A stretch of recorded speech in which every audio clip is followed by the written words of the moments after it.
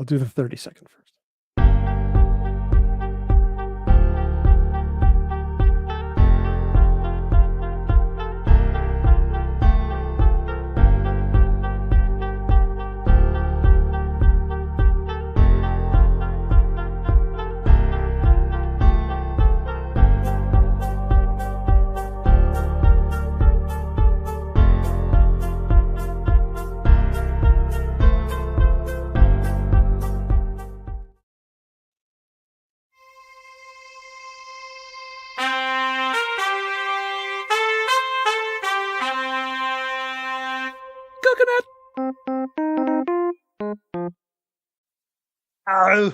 Oh my gosh, Trek Geeks is proud to have Fansets as our presenting sponsor.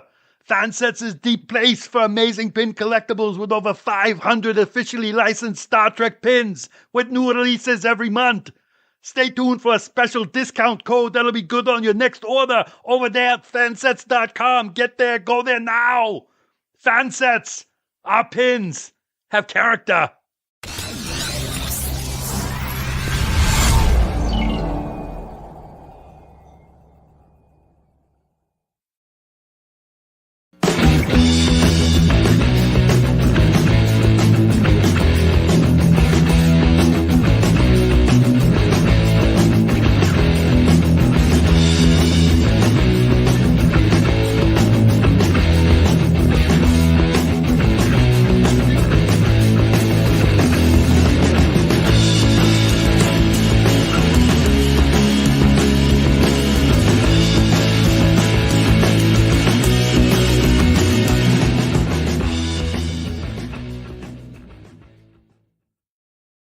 From the travel office at Podfleet Command, it's the biggest little show this side of the Alpha Quadrant and the flagship of the Trek Geeks Podcast Network. Greetings to you, travelers, one and all, and welcome to the Trek Geeks Podcast. I'm your co-host, Bill Smith. So great to be here with you for episode number 316. I think that's where we're at. Yeah, 316. Oh. You're not supposed to talk yet. Stop it. Stop it. You're inevitable. Yeah, okay. So glad to be here, even if I'm here with this guy. He is, let's just say if I were traveling, which I'm doing just a handful of days, I would strand him at the nearest airport in a heartbeat. Because if you've ever traveled with him, you would know what I mean. He's the largely strandable Dan Davidson. And Dan, welcome aboard, muchacho. Hey, pal. It's good to be here. It's getting close, man. It is getting close. It's going to be weird not traveling with you out to the desert, but it's right around the corner, and I'm a little scared. You scared? You may hold your hand? Yeah, I'm going to be flying by myself, and oh my God, Christina Worth showed up on time. We just get started. Let's just get right that off the bat. And I just want to point out, we have comments in the stream tonight. We have no idea why. No idea why. They're working, and we're just going with it. You know what else we're going with, Dan? Tonight is our pre-Vegas episode. This is the one we look forward to, like on the calendar. We usually circle the date, almost like an NFL team facing their biggest rival. But we're going to talk about an episode that really kind of gives Picard a chance to breathe a little, maybe. Yeah, going on vacation. And that's what we're doing in just a couple of days, heading out to Vegas. So why not talk about another vacation-esque episode? If that's a word, I'll go with it. You know me, I don't know English very well. So we're going to talk about Captain's Holiday tonight. Fun episode. It's got some people that we're used to seeing, kind of. It's got a side of Picard we don't usually see, and it's got some weird little statues running around trying to get some action most of the day. So that's fun too. A side of Picard we don't normally see, as long as it's not his backside like we see in Chain of Command, I'm totally fine with that. Yeah, we do see a very tight backside bathing suit on Picard, unfortunately. Not really what I'm looking for as far as my experiences with Jean-Luc Picard. So Dan, before we get to business here, let's resurrect a feature of previous live streams that we've done. And it's, what are you drinking? Oh, well, why don't you go first? Because mine's, as with anything with me, it's long, it's complicated, and it's going to take a couple of times to try to say it right. So, Dan, are you drinking Picard in his Speedos? That'd be kind of like a sweat martini. I think we could call that if that was the case. Well, I'm gonna go very quickly first. I was talking about this on Discord a little bit tonight or earlier last night, whatever the hell it was, because I'm losing control. I'm just drinking some bourbon, using one of my custom Trek Geeks ice cubes that you see there for my ice mold. Yep. It's the Freeland Distilleries bourbon.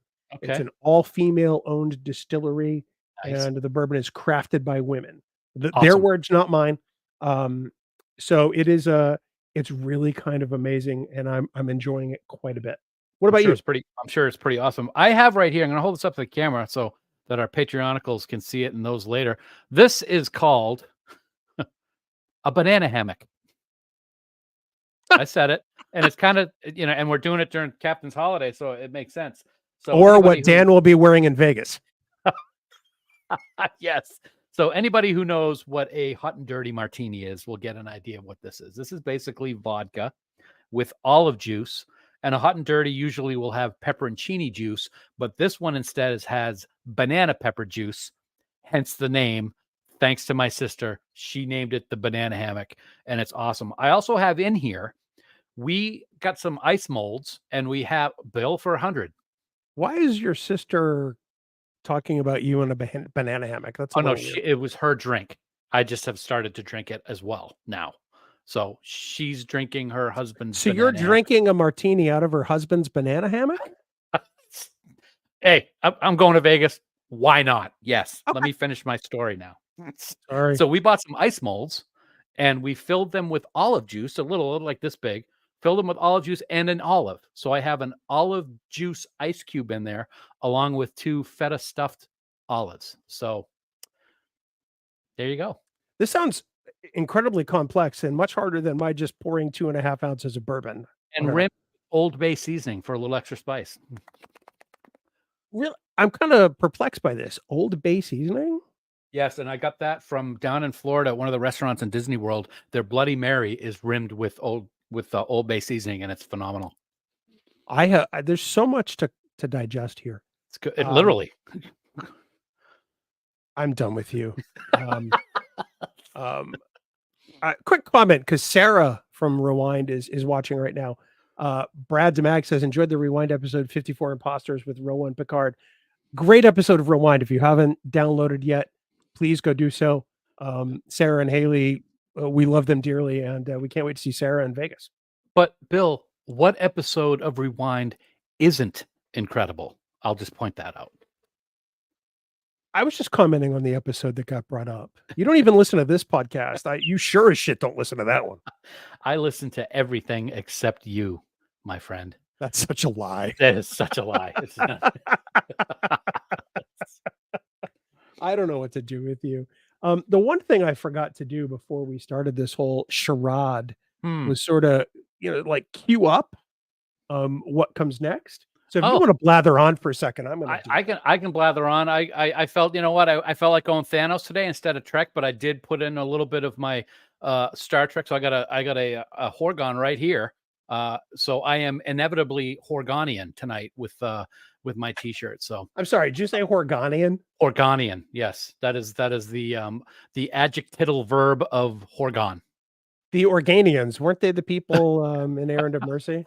Speaking of Organians, but it has nothing to do with an Organian. I saw today that it looks like maybe the San Diego Comic-Con special ornament is a Telosian. What? Yeah, so I saw a couple posts on it on Facebook this afternoon. I don't know what to do with this information. Yeah. I'm giving you the news, man. Giving you the news. Well, I'm going to give you some news right now, Dan. Oh boy. Okay. And of course, let me take off that overlay because it looks weird. This is like working in live television, except we don't work in television. I'll leave it there. It looks great. Although I could leave it there because there's a Horgon right over the F in fansets. Right, but then with all the other stuff we got to show, that's going to be blocking it. So get rid of that. It's Horgon sets. Horgon sets. I like that. Dan, like that.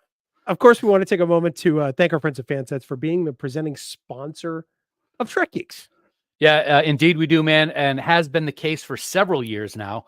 There are no new releases on the website in anticipation of STLV, which starts next week. But boy, do we have some amazing things to share with you right now. Now, Patreonicals, whatever we want to call you tonight, we ask that you please do not share this information, including any images, until after the full announcement by Fansets over the upcoming weekend of July 27th. We want to make sure that this is just between us, our Patreon family, for the time being, and we want to respect their wishes. But all of these amazing pins will be available at STLV, and once the convention's over, they're going to be available over at fansets.com. And to start us off, the newest in the universe of Trek is good old One Eye himself, General Martok from Deep Space Nine. An absolutely beautiful pin. You know I love General Martok, and I love that glitter. The batleth is there. The House of Martok symbol looks awesome.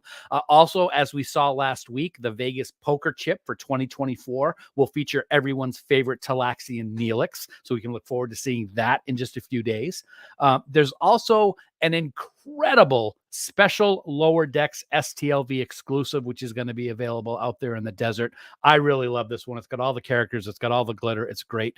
And hey, when you're at the Fansets booth in Vegas, be sure to pick up your Picard Season 2 Confederation Captain's Delta, or as I like to call it, the Throat Slasher. And also, you're going to want to pick up the Discovery Rear Admiral Delta as well. And hey, I got to say this right now, not a news alert, not a black alert, not a news flash, just about with every year, you can damn well expect that there's going to be a couple of other unannounced surprises available to purchase over at the Fansets table in the vendor's room, Bill. Lots of great new pins to expect in Vegas. So everyone, even if you're not going to STLV, head on over to Fansets, grab a whole bunch of pins and accessories, and then at checkout, be sure to enter the special discount code Trek Geeks for 10% off your entire order. That's right, Trek Geeks in all capital letters with no spaces. And of course, as I remind you every week, don't forget that when you spend more than $30 on fansets.com, you will automatically get free shipping within the United States. Fansets. Our pins have character, and we thank our friends at Fansets for being the presenting sponsor of Trek Geeks. Wow, it's almost like we know what we're doing. It just rolls off the tongue like a banana hammock. Martini. What? Thank you for clarifying that, because I'm not sure that a banana hammock really should ever roll off the tongue. I don't know, but I'm guessing it really shouldn't. Yum. So, Dan, on to our main topic of conversation, and that is the episode Captain's Holiday. Yes. Season 3, if memory serves. Mm-hmm. Written by Ira Stephen Bear and directed by Chip Chalmers. Yep. So with Ira, you would expect, a script that is pretty damn amazing. Mm-hmm. I would agree with that. I would say on the whole that this one is okay. It's fun, but it's got a couple of issues that we just can't get past. It does. This is not one of my most favorite issues, and our opinion on this might be different than a lot of other people. I think a lot of other people love this episode. We get to see Picard trying to relax. We get to see him hanging out with the beautiful femme fatale in the episode, and that's great. But there are some things that just don't rub me the right way. And again, with the Horgon and everything. But yeah, exactly. This was actually episode 19. Of season 3. Oh, wow. Guest starring Jennifer Hetrick as Vash, who we will also see in season 4 in the episode Cupid. And then we're going to see her again in Deep Space Nine, season 1, Q-less. All 3 episodes I'm not a huge fan of. I'll just put that out there right now. Is Vash the common denominator? We'll just have to find out. Also, some guy named Max Alert. Exactly. Max Gredenchik. Some guy named Max Gredenchik is in this episode. He plays the Ferengi Sovak, and I think we see him some other show somewhere as a Ferengi. I'm not really sure. Karen Landry is a female Vorgon Azure, and Michael Champion is the male Vorgon Baratus. Those are the main guest stars in this episode. Let's talk about those Vorgons for a second, Bill, just to start off on a high note. Worst uniforms ever. It's like they were borrowing from Wesley's closet. They are layered horribly. They look terrible. And I think, and anybody watching right now, let me know in the comments. I think it's the same material that they use Picard and Vash when they're camping out in the cave, sleeping under the stars. I think it's the exact same material. And they have mittens like the Travelers. I don't get it. I don't know what's going on. I'm done. I'm not sure what wardrobe was doing with this costume. Michael Westmore's makeup, of course, is amazing. Yes. He creates something unique, and I don't know what that nubbin is on the top of their head. Quite frankly, A I'm a little little concerned blinky. by it. That's their Yeah. transporter, because that's what they always hit with their mitten. They're like, ding. Wait, well, let me share that part of the screen because I happen to have it up. Oh, well, there you go. Yeah, it's Yeah, it's very. The makeup is weird in and of itself. I would say they got layers and layers of nose ridges and color and the little beepity beep thing, and they also kind of have a like what a is it with that? Ferengi headdress on the back of their heads too. Very strange. It's like they've got a wart on the top of their heads. I'm not quite sure what's going on with that. I don't. It's as if they have some kind of cybernetics built into their system. The way that they do things, and maybe if they touch it with their regular hand, they'd be electrocuted. Hence the oven mitts. I don't know.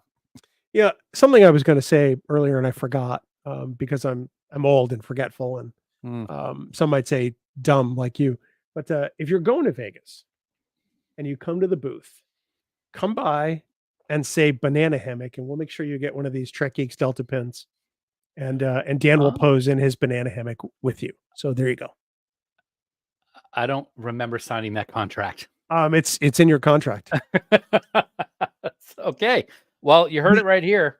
I guess I can't say no to something like that though, can I? No, you really can't. It's Vegas. Who's going to care? That's true. I love the premise of this episode because I mean, Picard is a guy who just is always uber serious, right? He's always, deep in negotiations with something or first contact, or whatever. I already did that comment. Cut it out. I liked it. You should pay attention earlier. I did. I like Matt. Anytime you see Matt, you put it on more than once. Yeah. So I love the idea that Picard is going to take a forced vacation. The thing I love more is that Riker is like a teenage schoolboy because Picard is getting ready and he just wants to get this dude laid. Yeah, he does. Absolutely. I will say he's got a smile on his face the whole time he's talking about, and did I tell you about the women? He's doing one of those. But on the bridge, they say, how was the conference you were at? And he actually, Captain Picard does his best impersonation of Odo. He goes, everything went great. You did a great job. And he looks at him, he goes, ah, and he turns around and walks into the ready room. I love it. I really don't feel like Picard is the kind of guy who could ever take a vacation. I mean, just on principle. I bet you the entire time he was in command of the Stargazer, there wasn't a single shore leave. There wasn't a single, vacation taken. He was on the bridge of that ship or, on it if he wasn't on an away mission 100% of the time. That's my theory. If he wanted to take a vacation on that ship, he could. He could just look out the window and gaze at the stars on the star. I hate you so much right now. Anyway, I'm sorry. I've had a little bit of my drink and my banana hammocking. No, I'm just kidding. We never get to see, and even when he's on the planet, he's not. Even when he's relaxing, he's not relaxed. He is the ultimate non-vacation person, and it shows. I think it's a great aspect of his character, and Patrick Stewart pulls it off really great. But and who? Okay. Let's talk about one other thing when he's sitting there reading. Let's just talk about that right now. And I do on Risa so much. Yeah. On Risa. Yeah. We kind of got this back in TOS time that books are not something that is very common in Star Trek future. And especially in TNG, you have pads and everything like that. He's bringing lots and lots of books with him on vacation. And that's not something that I would see really happening all that much in the 24th century. This dude is sick with books. I mean, I don't know why they've held up so well because they've got to be literally centuries old. They should be falling apart, quite frankly. Exactly. But maybe they're reproductions of things that are in his vault back on Earth that Could we be, learned yep. from Star Trek Picard. Yep.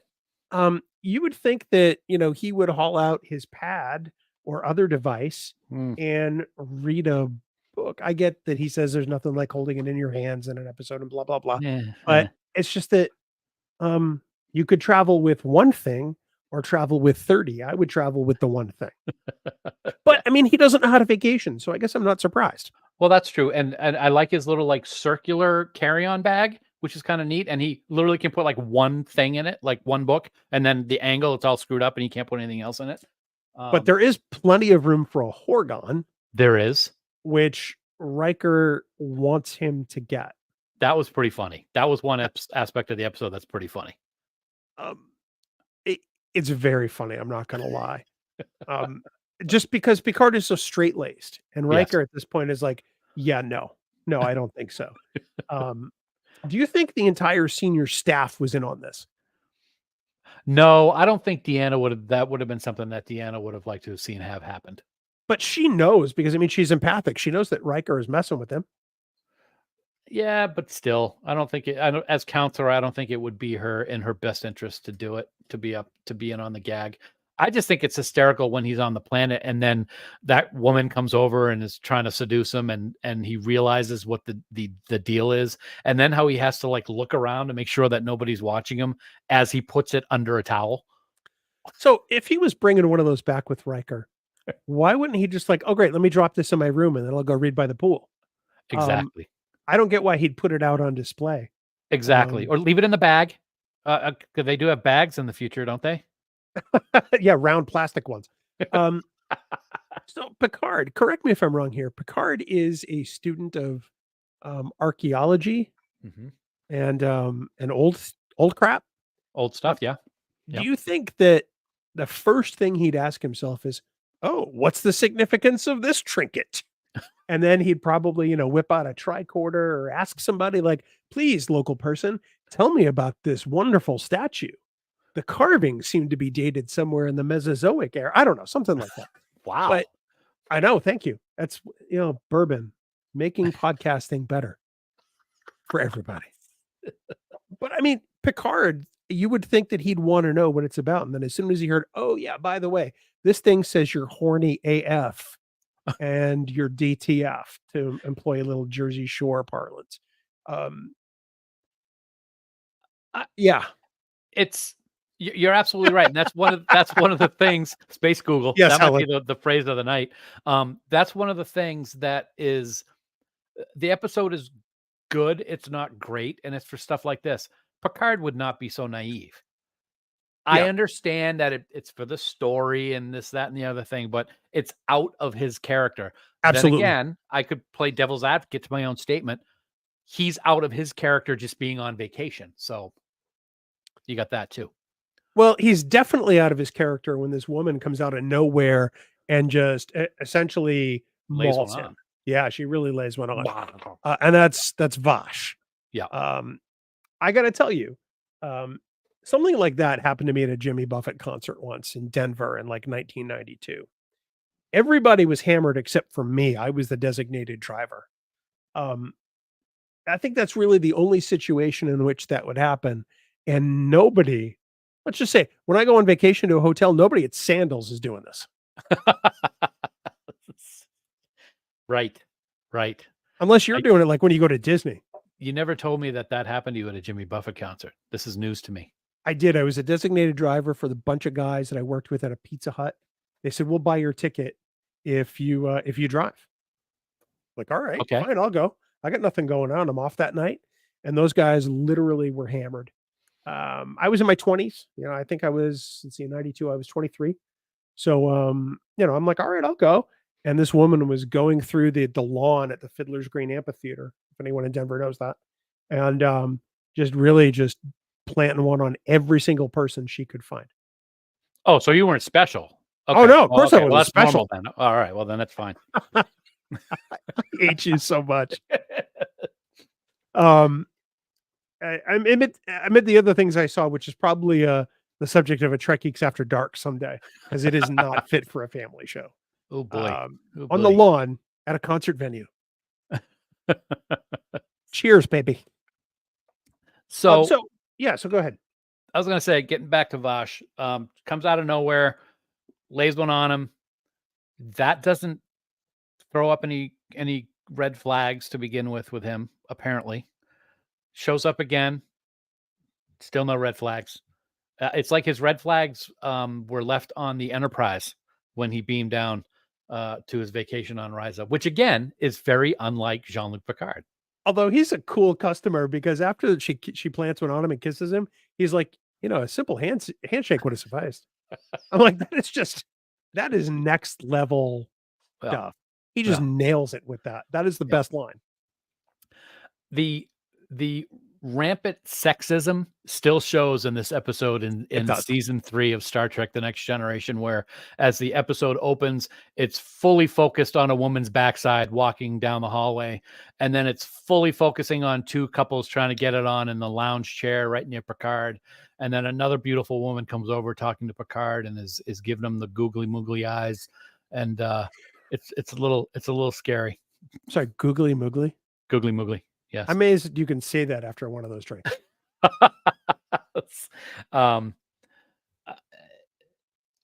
We've come a long way now that we're in 2024, I think. But have we? I was going to say, have we really? Because Picard has like no shirt on for a lot of this episode and is wearing like swim trunks like he's from Quebec. So he is French, so maybe that's the case. I'm not really sure.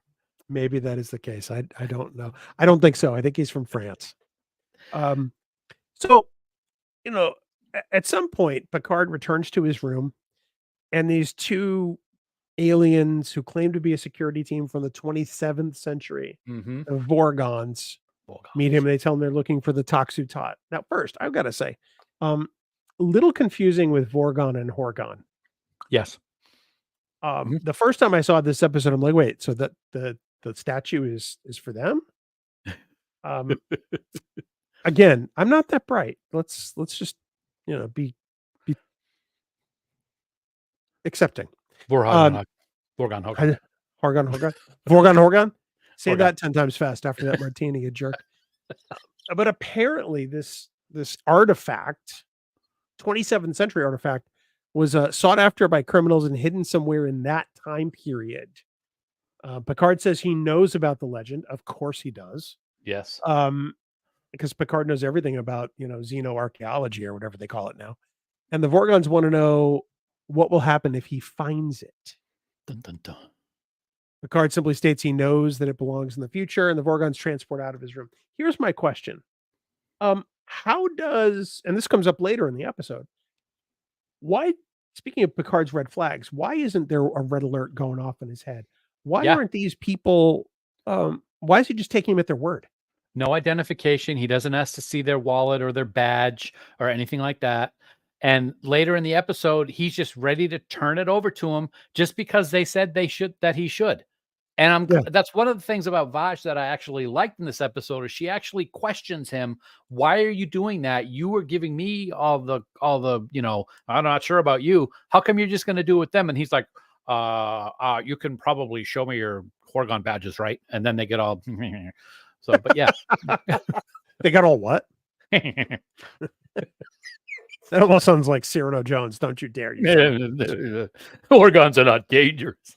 You brought that on yourself, man. I'm sorry. I did. It's the bourbon talking. Yes, so Picard decides, well, screw it. I hate vacations anyway. Let's go on a quest. And he goes with Vash. Yeah. But before that, we got to talk about the fact that he's laying in his chair, finally trying to read.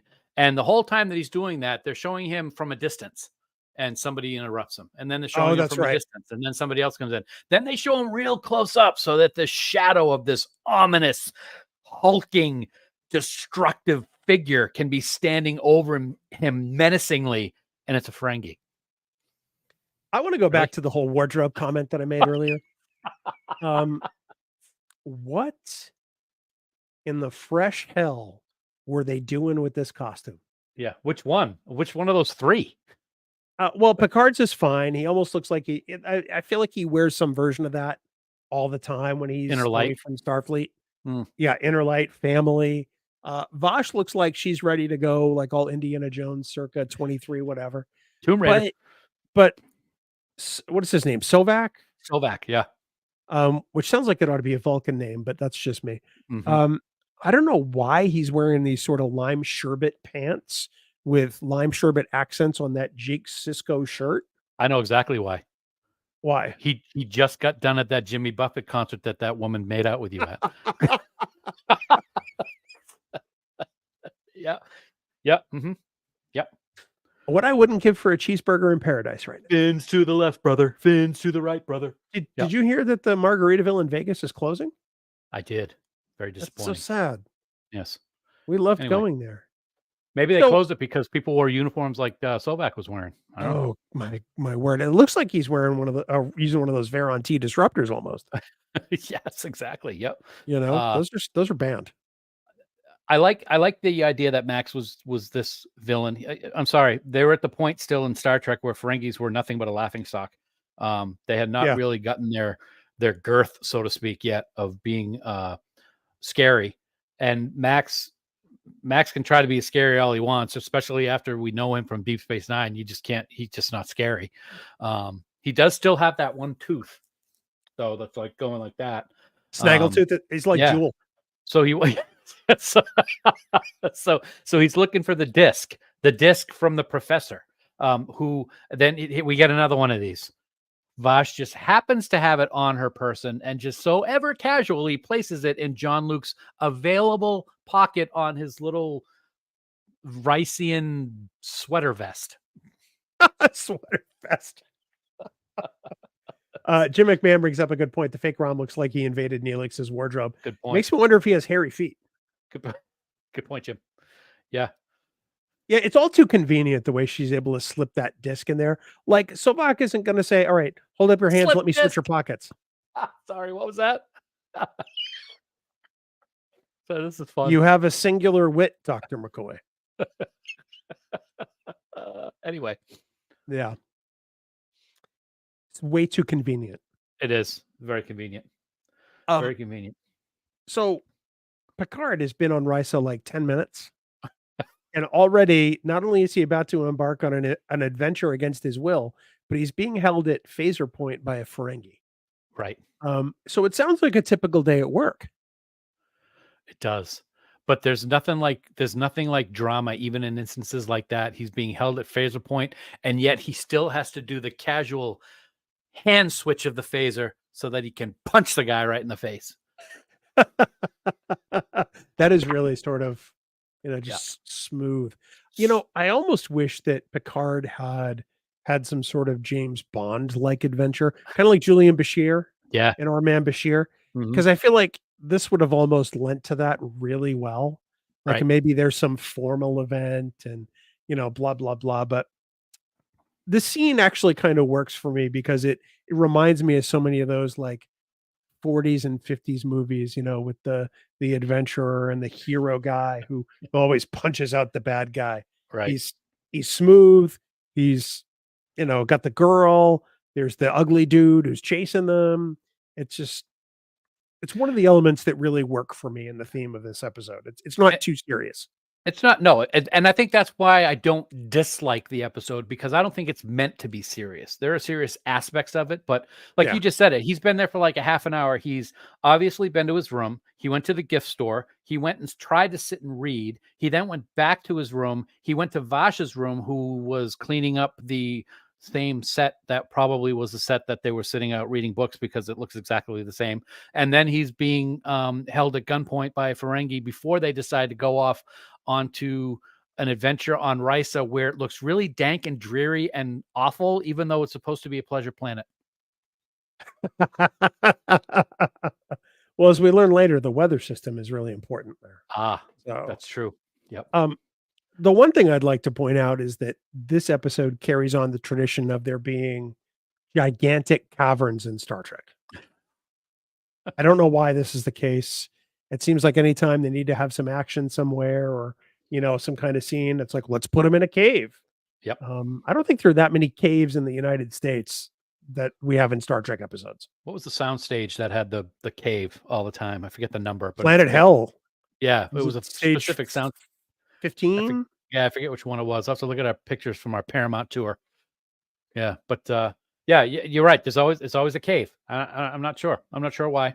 It doesn't work for me though this time, where other times it does, because I thought it was too convenient. So, they're going to go on this adventure to try this thing. Let's put it in a cave and underground. They have to dig it up. It just doesn't work for me. Although what does work for me, and we're kind of jumping around all over the place, but we kind of That's have fine. to when we're doing this episode. I had a very Cloud Minders like feel when they're in the cavern. Yes. Because Keep Kirk digging. is like, I said dig. And Slovak is like, continue digging. And he shoots his phaser into the air. I thought that was like a little callback to TOS. I don't know if it was done on purpose or not, but that's how I felt. True story. It's actually the same cavern in the Cloud Minders. It is. Yep. Probably. Planet Hell was stage 16 on the Paramount lot. 16. Okay. All right. But yes. And also convenient that she went there, dug it up already, made all the ground perfectly like level and not like it had been dug up at all. And not like they had a tricorder that they could have seen that it had been dug up previously or anything like that. I'm just saying, I'm not a writer. Well, but the composition of the rocks make it hard to use the tricorder.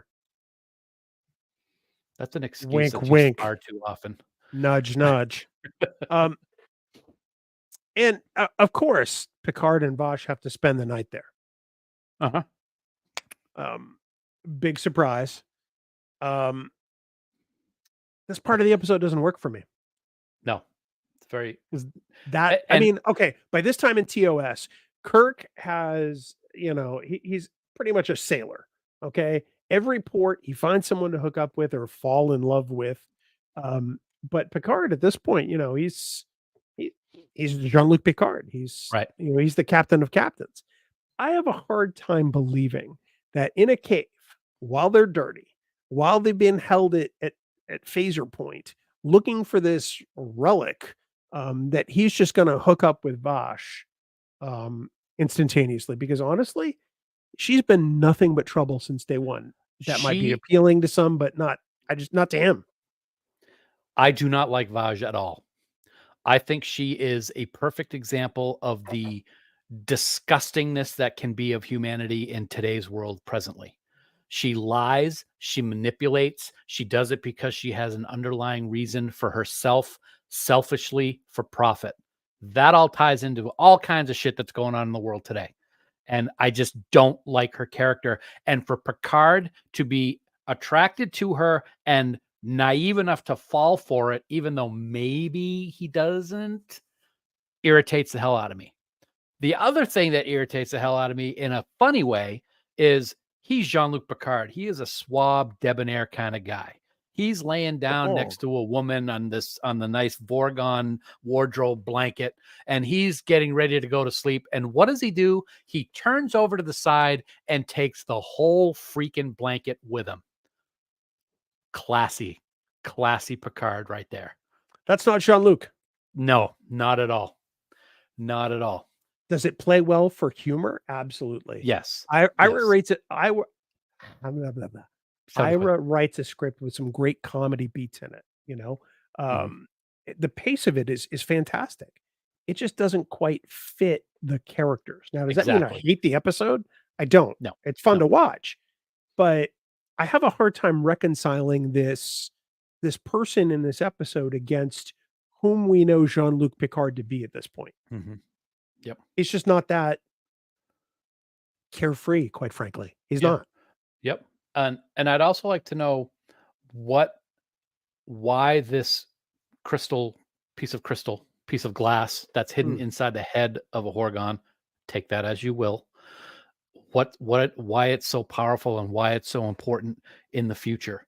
And I also think it was a lost opportunity to never go back and talk about the story some more. If it was supposedly such a big deal in the future and he destroyed it by transporter code 14, what's the deal? He sealed his own fate, blah, blah, blah. Why didn't we never saw these aliens again and never heard anything about this? It was another Worf broke his spine. Next week, he's doing gymnastics episode. Yes, he's beaten his floor exercises and now he's moving on to the compulsories. I think the thing that gets me is that, that episodic nature of TV back then is that after something like this, there's more questions. It's kind of like an episode of Lost. There's more questions than there are answers. Yeah. The Toxu Todd is almost kind of like what's in the briefcase in Pulp Fiction. You want to know what it's about. Right. And you never get the answer. I still don't know why Picard has the major malfunction that I'm just going to give this thing to these people. They seem to want it. Yeah. I know I keep coming back to that. But it's a, Helen asks, didn't this episode come about partly because Patrick Stewart wanted more romance for Picard? It never worked for me. That's actually exactly why. Picard went to Ira and said, look, I want some romance. I want some action, blah, blah, blah, and this is what Here- Ira came back with. And of course, Patrick loved it.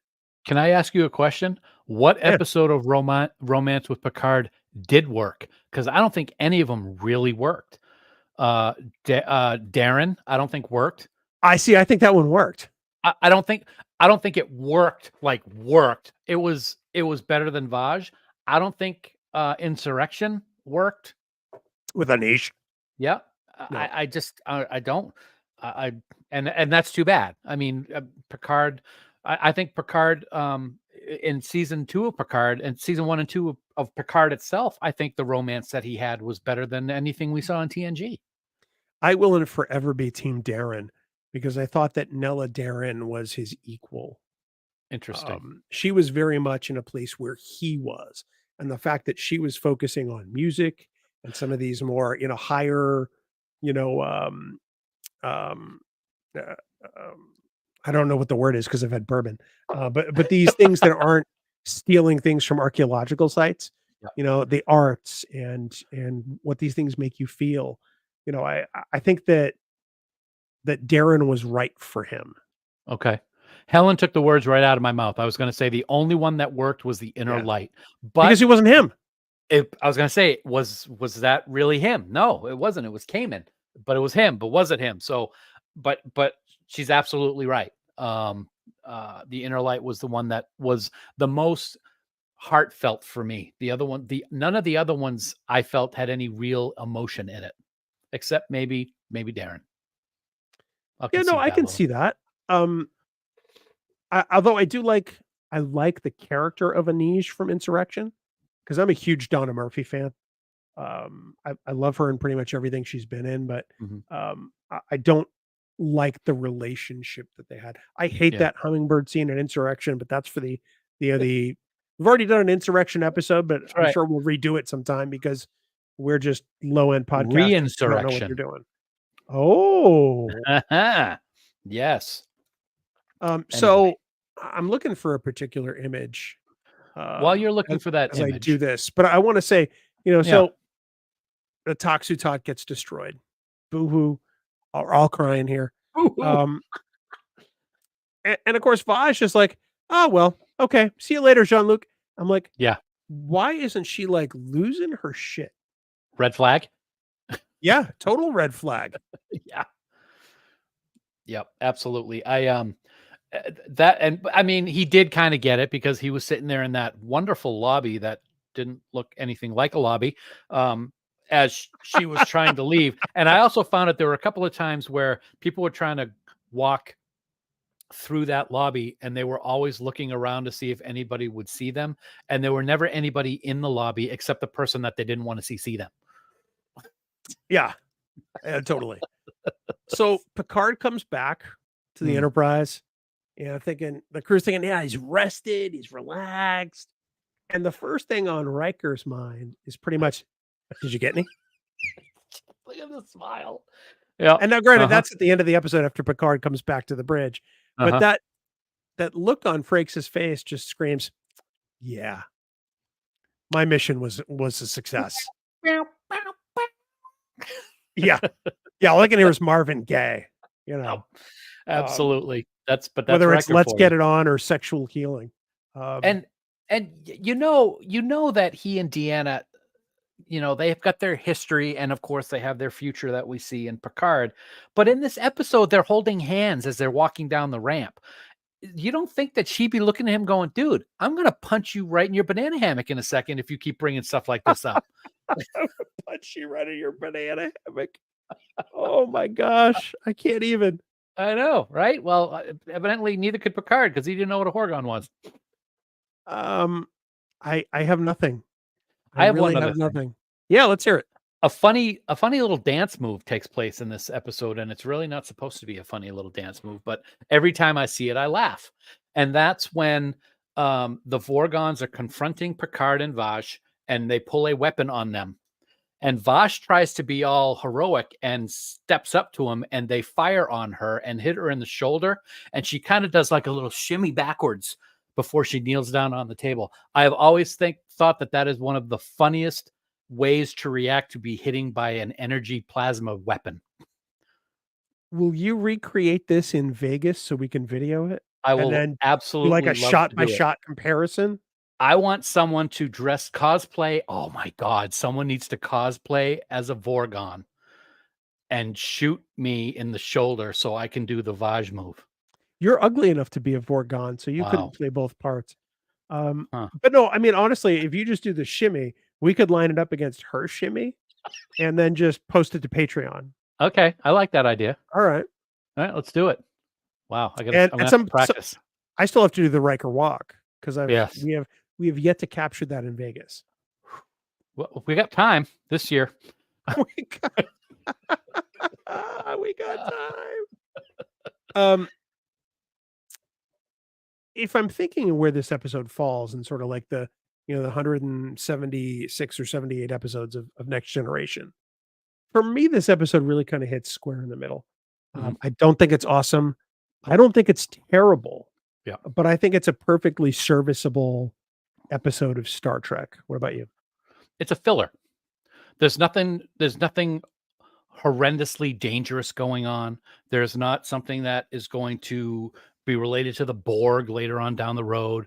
There's nothing that comes back to this episode, which, as I said a few minutes ago, was kind of a lost opportunity, I think. But yeah, it's right in the middle. I don't dislike it. It's Star Trek. I like it. Let's get that right. We Right. bash on this stuff. We're having fun making all the jokes about what's wrong in this episode. It's Star Trek, and we love all Star Trek, but it is a middle of the series episode. It's not one that I'm going to be like, holy crap, I just watched Best of Both Worlds, and as soon as I was done, I'm like, Jesus, I got to watch Captain's Holiday now. That's not going to happen. Never in the history of humankind has anyone said that. Jesus, I gotta watch Captain's Holiday. Right. First of all, I don't believe in Jesus, but that's a Right. topic for another time. Okay. Yes. Helen, again, perfectly spot on. It's not awesome, but it's not trash like Code of Honor. And I Right. would point out, I would add to that perfect comment that nothing is trash Nothing. like Code of Honor. The worst episode of Star Trek probably ever, quite possibly. I think Yeah, it might be the worst one ever. and by far the most problematic. When Jonathan Frakes himself calls it a racist piece of shit, you know that it's not a good episode. Yeah. So Yeah. yeah, good point, So, Helen. well, let's talk about, because we always love looking at the Memory Alpha articles on these episodes. Yes. One of the things I love is that we get a pre-DS9 Max Credentic as a Ferengi that is markedly different. And it Mhm. feels like I'm cheating on Rom when I watch him. Because Rom is such a wonderfully complete character, and he's Yeah. played beautifully by Max, that when I watch this episode, I'm like, this character is nothing. It could be any Ferengi. And Max really takes what they give him and really just sort of chews the scenery. I really kind of does, enjoy and- what Max does there. I talked about it earlier. He's not scary. And because of our love of Rom, it's hard not to not be scared of this character. But again, we knew that the Ferengi were brought in to be this major villain in TNG, and it never came to pass. And this is a perfect example of it's not coming to pass on TNG. Oh, He's yeah. not scary. He's probably still in the cave digging for the friggin' thing with the flat shovel. I don't know how anybody can dig with a flat shovel. That's still it's a mechanical shovel, but when Picard puts it together, it still makes an electronic clicking sound. I'm just saying that. And it happens twice because he does two shovels. So Will Wheaton and LeVar Burton not in this episode. Yeah. And Brent Spiner is in it, but doesn't say a damn thing. That's the first time for everything, isn't there? So he got into right. So he got into makeup, the Yeah. 4 hours or whatever it took to become Data. He's got a few scenes punching the buttons on the console. and that's all he did. I guarantee you there were scenes that were dropped or cut. He had dialogue. He's not going to sit in that makeup chair to just sit there and push buttons, baby. You think so? Yeah. Yep. You know what? We'll ask him that next week. We will. Jim McMahon, even the Lizard Babies episode from Voyager is better than Code of Honor. Not a bad We've episode. talked about that episode. Yeah. That's not a bad episode. Threshold isn't bad. Yeah. The last 5 minutes of that episode is terrible. Yes. But what leads up to it is actually pretty great sci-fi. Yeah. One thing that I found interesting, as I read through Memory Alpha right now, apparently there is an Andorian in this episode, and I haven't the slightest idea where it is. I can't remember him or her at all. Maybe you should try watching this episode sober. I watched it the other day, extremely sober, and I still can't remember when it was. Was it on Risa? Or was it? I couldn't have been on the Enterprise. Yeah, no, it was on Risa. Interesting. Was the Andorian green like in the holodeck of the Offspring, which I still don't understand to this day? I don't know about that. It looks like an Andorian. Okay, I'm going to check it out as soon as we're done recording. Maybe you should have. Maybe I'll just do it now. Goodbye. Yeah, that would be ideal for us. Can I say one thing right now? Completely unrelated, but I want to make sure I say it because it's 9 o'clock here. You'll appreciate this, so you'll say yes once I say it. It's 9 o'clock here, Eastern time. What time is it in London? 5 hours ahead. So it's 9 to 5, 14. It's like 2 a.m. Our senior producer, Jude Tatman, is watching right now. I know this for a fact. How do you know? It for a fact because I got a picture of him getting ready to sit down and enjoy the episode. And I was told that he was staying up late and was going to enjoy this episode tonight and couldn't wait for it to start. So I wanted to say hi to Jude. Let me look at my phone. I want to be sure that I also got this picture. No, wait, I didn't get shit. No, you didn't. You didn't get it. You know why? Because you're not me. You know what? I got it right here. I got it's funny, smiling little face right there. That's right. He's watching from London. Hey, pal. Dude. What? It's not his fault. He didn't send the picture. Don't yell at him. That's all right. Okay. Jude's mom. I get it. Dan's the favorite. That's true. Dan's the favorite. I understand. Yep. Hey, Jude. I just wanted to say hi to him. Don't make it bad. Don't sing. Don't like everybody. This is a news flash here on the Trek Geeks podcast. Dan hates the Beatles.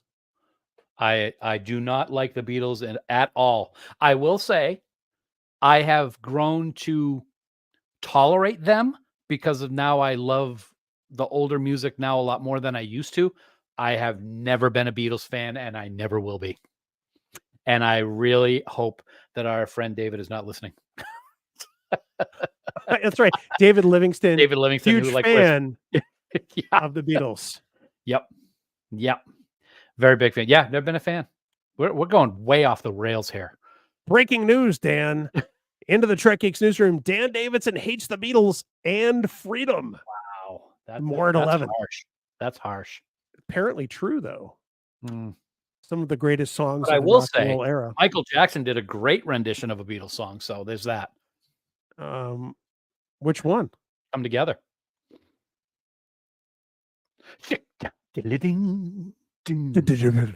Helen also says our internet buddy, I'm going to screw up his name, so I'm not even going to say it. York? Is that how you say it? York Hillenbrand. York? Jorge. Posted a picture on Twitter of the Andorian and Captain's Holiday. Oh, okay. Because he finds everything. He isn't a super sleuth when it comes to Trek. Yeah, but I'm not on Twitter anymore, so. Sarah is correct. Wings is pretty sick. Paul McCartney's band after the Beatles. Oh, absolutely. Love Wings. Yeah. Yeah. Fun fact, Band on the Run. I have never sung those lyrics as Band on the Run. What are they? All right. So I'm going to apologize to everybody in the viewing audience and who listens later on. Because apparently I was like 12 when I started singing this, and I'm 54 now, and I still sing it the same way.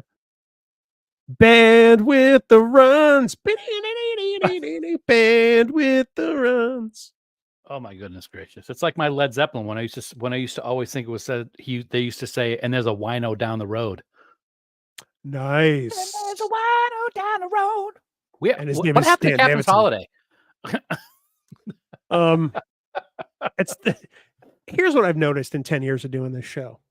The more we wind up going on tangents, that's because the tangents are more interesting. Yep, absolutely. I used Can to I? also think that Aerosmith, it was Sweet Moonshine. What? Sweet Moonshine. Yep, that's what I used to think That back in doesn't the even day. sound like that. It did to me back then when I was a kid and didn't like 70s rock. So yeah, Were you also drinking heavily during the day back then? back in when I was in my early, not pre, yeah, probably. Yeah. Okay. That tracks. Oh, Man on the Run. I like that. Big Okay. Man thought it was Man on the Run. We got to remember to read the comments for the audio people. Oh, that's true. Because Yeah, they it don't see happens. that. It happens. Helen says if you follow the link, you can pull the picture. We don't actually get the links in the Right. StreamYard chat. Right. So Very good point right here. Alcohol. Yeah. There you go. I'm almost done. Anyway. Yep. I'm not. I still got a half a drink to go because I had a sidecar full. So If you had rewritten this episode, Dan, I'm kind of Mhm. putting you on the spot here as we come up to the the 55-minute mark. What would you have done differently just in the foundation of this episode? You probably keep that Picard went on vacation. You'd probably keep that he went on some kind of adventure, maybe against his will. But where would you change it from there? it would not have been time related. I would not have had people from the 27th century coming in and then at the end saying, this was your destiny. You fulfilled your death, blah, blah. Enough with the time stuff. I love the time travel episodes, but this one, it just seemed like a convenient little offshoot, and I would not have written that part into it. It could have been something as dangerous as whoever has this is going to have entire control over the entire quadrant. And then we can send Discovery in to save it because they apparently save everything from annihilation every season. But I would have taken the time travel. And then it's like Michael Burnham in season 5 of Discovery. I would have taken the time aspect out of it. Yeah. And I probably would have done a different race for the villain. Here's what I'm thinking about the race for the villain. I would have gone Klingon. Yeah. And I would have had, like sort of the the James Bond type moment or setting, where Picard has to get all dressy in his space tux. And at some point he winds up punching out a Klingon. I think that would have been amazing.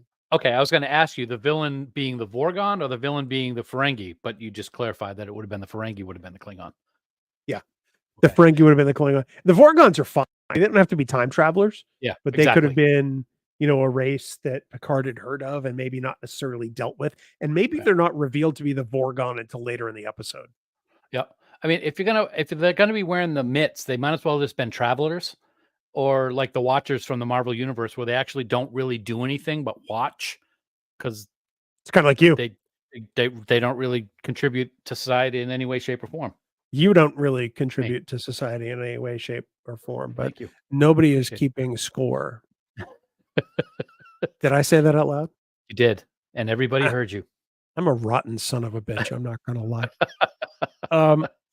So, of course, with this episode, we're always excited to talk about, an episode of Star Trek. It's even more so when we get to go to Vegas. You and I are going to board a plane for Vegas in just a matter of days. We get to have a great time. And do you plan on watching any Trek on the plane while you're there? Or while you're on your way? I actually am because I have yet to be able to watch any of Prodigy season 2 yet. And I figure that's a lot of episodes I can probably get under my belt because I won't have you nagging me the whole time to watch Office or something. I'll be able to watch Prodigy and get some get some shows. I am going to bring some Office though too. I will say that. Me nagging you to watch The Office. If we started nagging you 4 years ago during the pandemic, I don't want to hear it. I'm making my way through it. I'm in season 5 now. It's only taken 4 years. I got other things to watch. Yeah, you're not Prodigy committed. season 2. But yeah, I will do. I don't know if I'm going to watch any other Star Trek besides that, to be honest with you. Really? Yeah, I don't know. Maybe I might because there's nothing that I need. Oh, you know what? I got to finish watching the last season of Lower Decks also. So I can bring those as well. You will be this already. Star Trek has not been something that I have watched a lot of lately. I just have not found myself wanting to sit down and watch it. So I was very happy to actually sit down and watch Captain's Holiday this week because it's really the first episode of Trek that I've watched in a couple months, I would say. Bunnington asks, Stop playing. What was it you guys fighting over called the it? comments? What was it you guys called it with disco, where the stakes are ultimately high every season? Annihilation, exhaustion. I think I called it. I think I know I used the word fatigue. Yes. Yes. Whether it was fatigue. crisis Yep. fatigue or whatever Crisis it was. fatigue. Yep. That was it.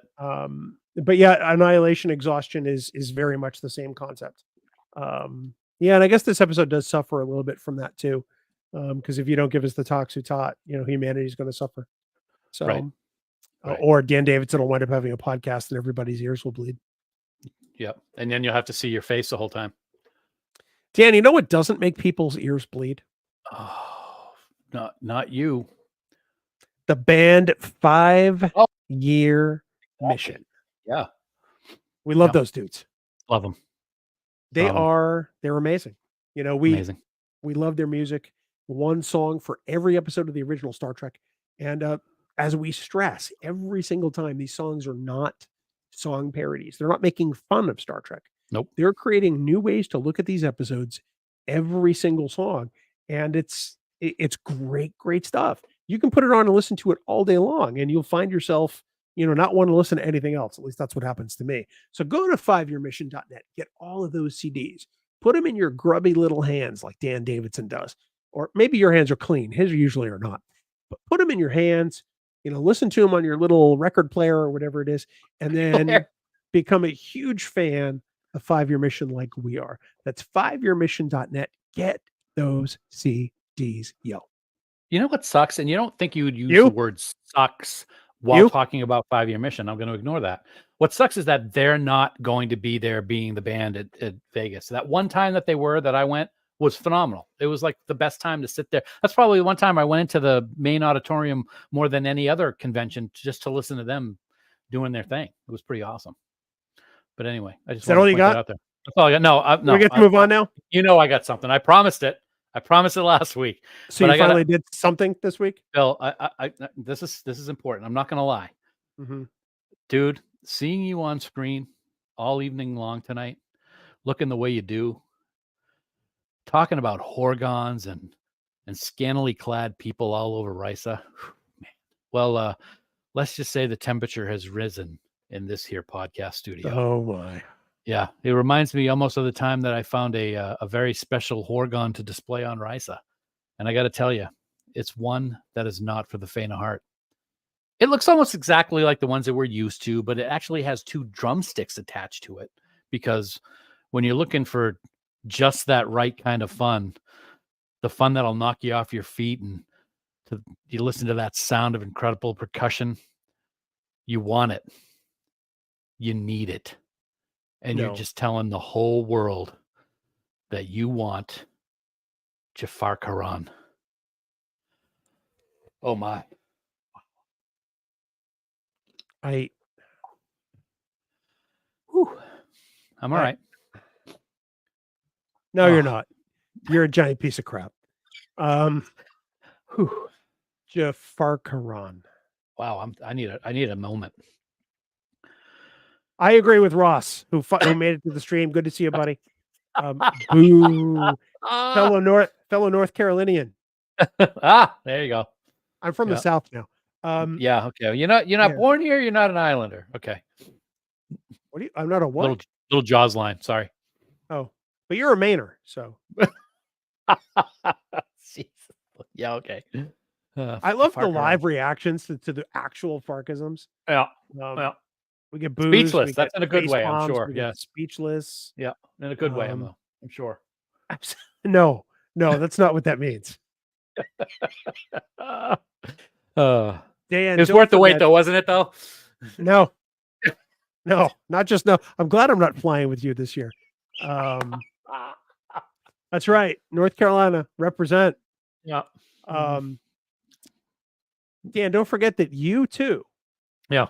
You can support Trek Geeks by subscribing to us on Patreon, where you can get all kinds of access like this here live stream recording. Yeah. On the Geeks of Trek. It's pretty awesome. I gotta say, this is only our second week doing this, and it's a great perk, isn't it, people?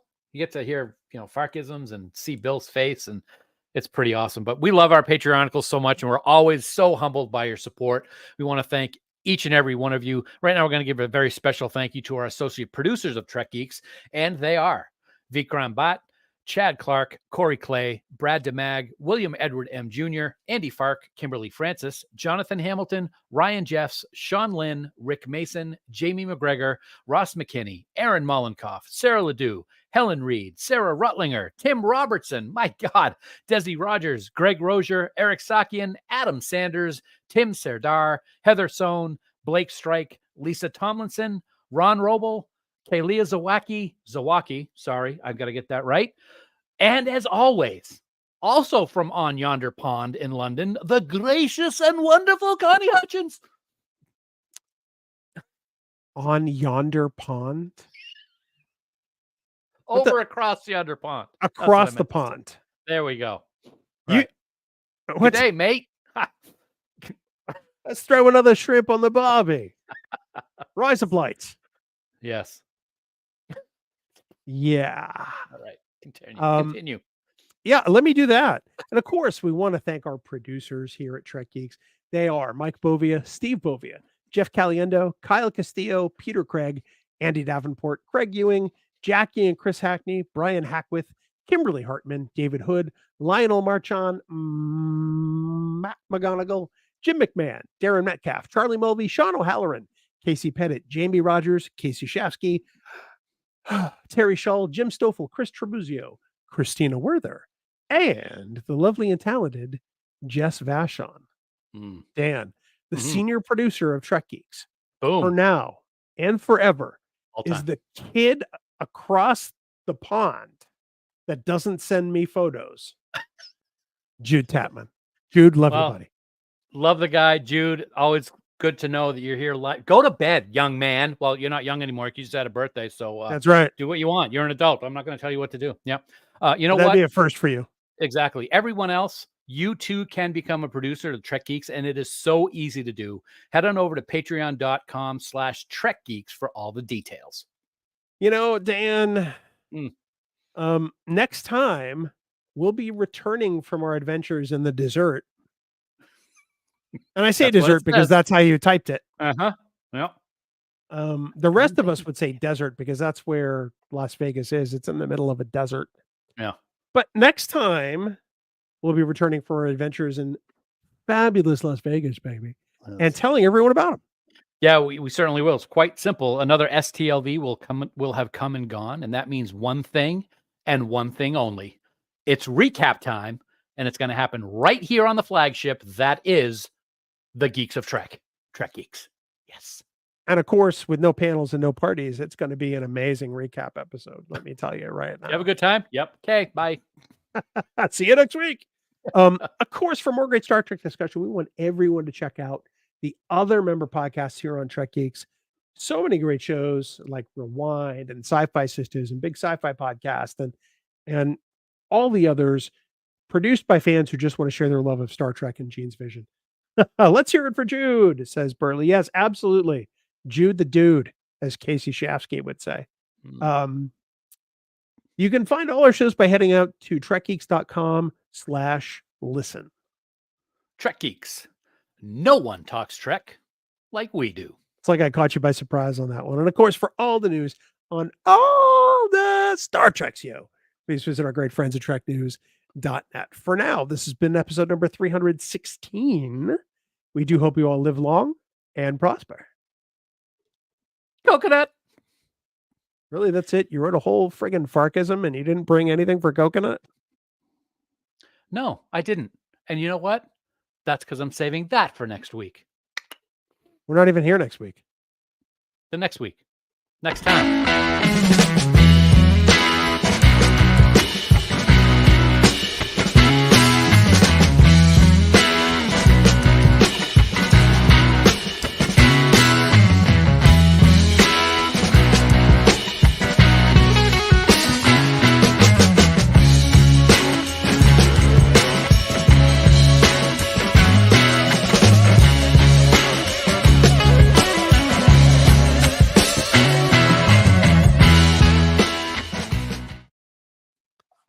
What were you just doing? Bing My bong, little by the way. bing bong, bing bong. It looks just like you. Right. Bald head. Yep. Smiling. Hey, pal. Hi. Ah, Dan actually is nutless. It's amazing. yeah. Yeah. Well, anyway, I am. That's how did they know that? Anyway, I don't it's well, funny. Somebody goes, Dan's spent. I'm not, but I needed this so bad that I'm just enjoying it. Yeah. Why not? Right. you're a little loopy tonight, I'm not gonna lie. I had to just let go because otherwise it would have been a boring, monotonous, monotone Dan because everything fucking sucks right now. So Great show, yeah. everybody. See you next week. It does. Yeah. You get a chance to decompress next week. Mhm. You get a chance to do goofy stuff, which I Yeah. know you are always a big fan of. But Yep. you get a chance to see my face. You're supposed to be cheering me up. It's a sunshine day, asshole. Everybody's smiling. Sunshine day. Everybody's laughing. Sunshine day.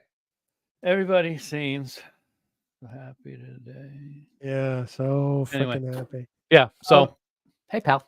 As we record this, and of course, this will drop probably. Well, I got to get the last episode out for audio, but this will go live probably on the 27th when Fansets says Yes. it's okay. Yeah. Which I guess is Saturday. That's Saturday. Saturday. We'll probably do it Sunday Saturday. morning. We really will just have a couple of days till we get to Vegas. I know, right? I haven't even started packing yet, which is very unlike me. And it's not like I got a lot of shit going on, so I'm not sure why I haven't yet. Well, here's the thing. Usually I want to bring in like 2 big suitcases every year. It's because one suitcase is filled with Trek Geek stuff. Right. I don't have to bring that this year because you shipped it all out. Yeah, it's all confirmed at its location, so that's good. I'm trying to get down to 1 suitcase this year. Yeah, I might be on one as well. We'll see if that actually happens. Yeah. But If I do 2, great, because not a big deal. It'll just mean that can bring some stuff home, but I'm not planning on getting a lot of stuff. But it's always good to have that extra space if needed. You can bring back a little mini me or something. I don't know. I don't think the world is ready for regular size you, let alone mini you. That's a good point. It's a very good point. Thank you. Be here I all was going week. to tell you something during the outtake tonight, and I completely forgot what it was. Huh. So you're going on a whale watch, you said. before the Yes. show. Tomorrow, Sue and I are going on a whale watch. You saw the video out of Portsmouth, New Hampshire, the whale completely attacking that boat, didn't you? Yeah, it was going up. Apparently, it was going up. There was some school of specific kind of fish at the surface, and it was coming up to get them, and it breached, and boom, right on top of that Boston whaler, and just took it right out. Guy went flying. Yeah. I can only hope that happens to you. Wow. Well, I don't think I'm really too worried about that because the boat that we're on is a lot bigger than that. It's like 65 feet or something like that. And we went just a couple of weeks ago, but we had such a great time. Sue said, you know what? You're going to Vegas. I'm going to take tomorrow off. Or she said this the other day. I'm going to take Friday off. Let's go on a whale watch again. I said, okay, let's do it. So we're going out. And last time we went a couple of weeks ago, it rained. So it was kind of but tomorrow's supposed to be gorgeous. So I'm looking forward to it. Partly because we leave out of Rye, New Hampshire, and it's about a 90-minute boat ride to get to the spot in the ocean where the drop off is, where the whales feed. And then we're going to be there for about an hour and a half, and then it's an hour and a half back. So it's a long day, but it's a lot of fun. So answer a question for me.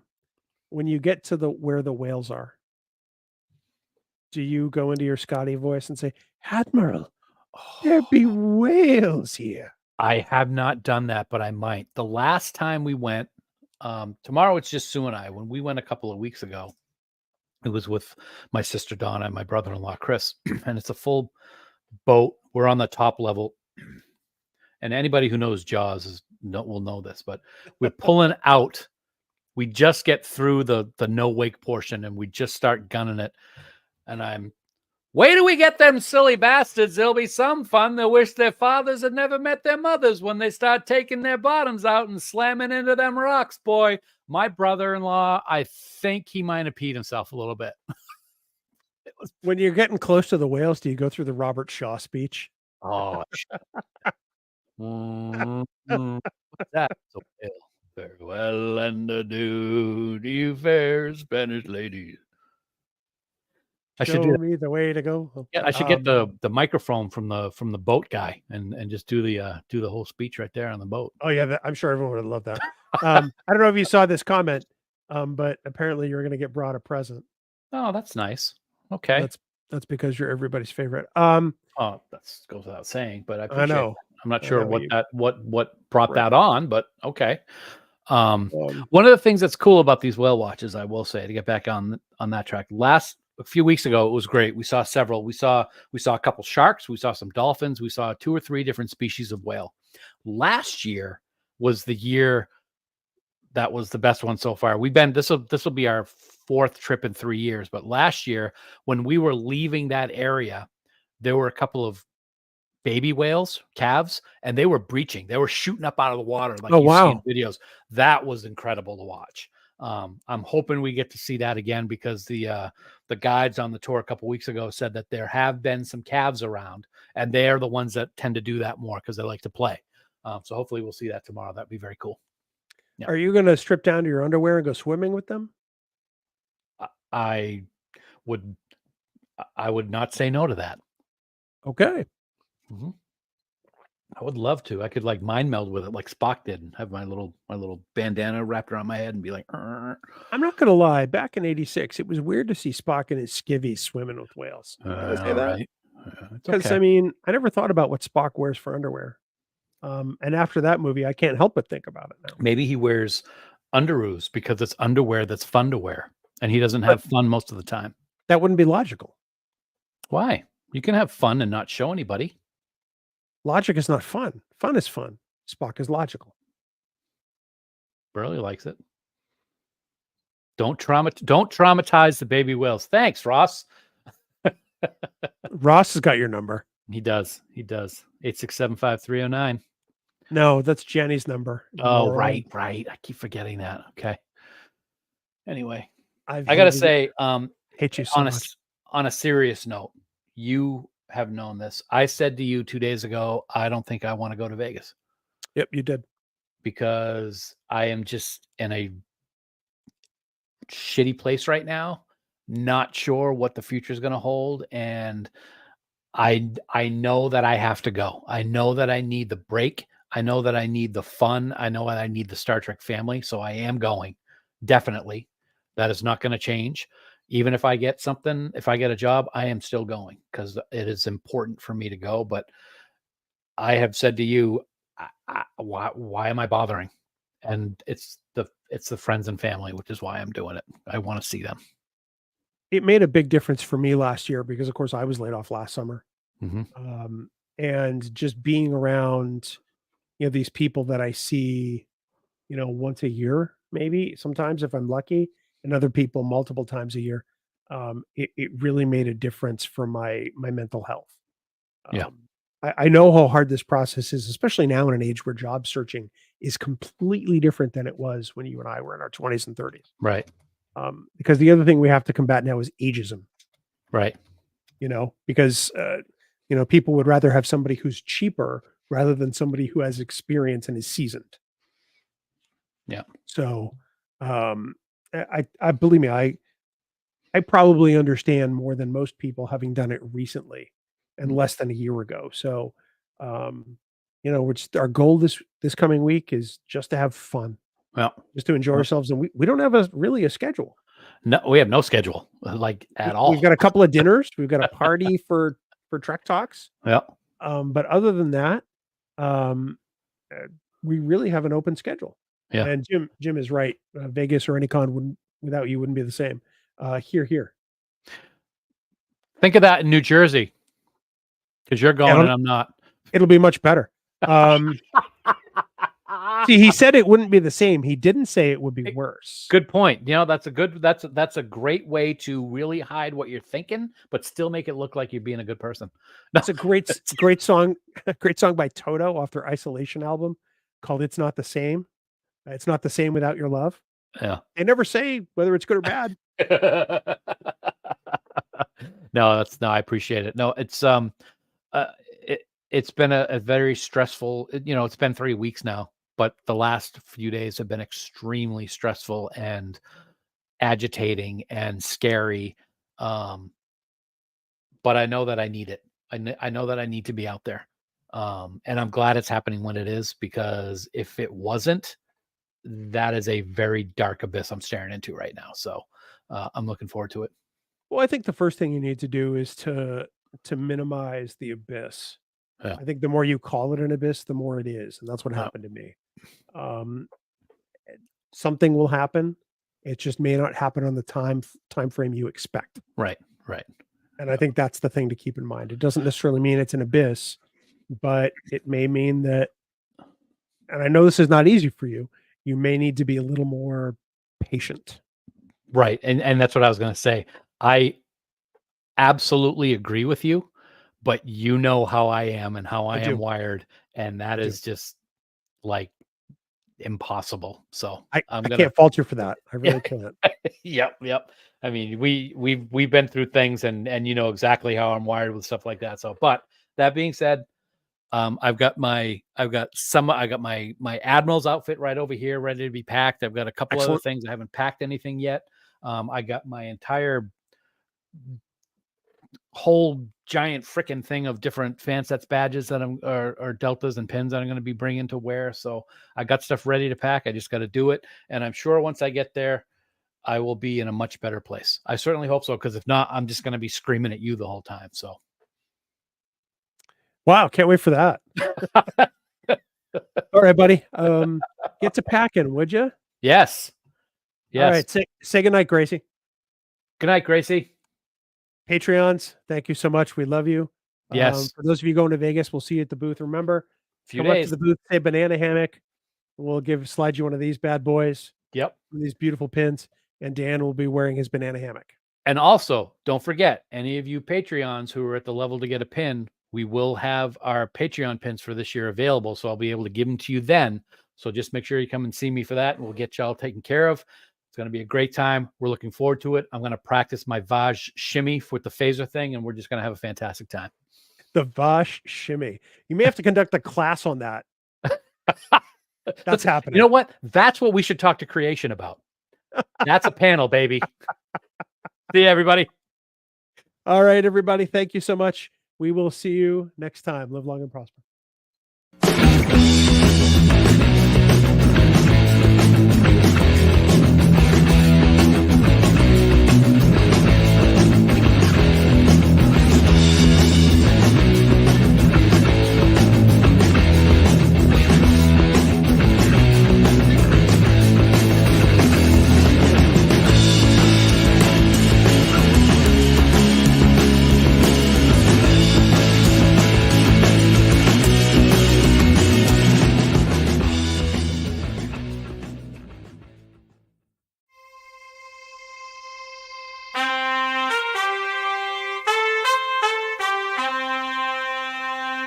Coconut.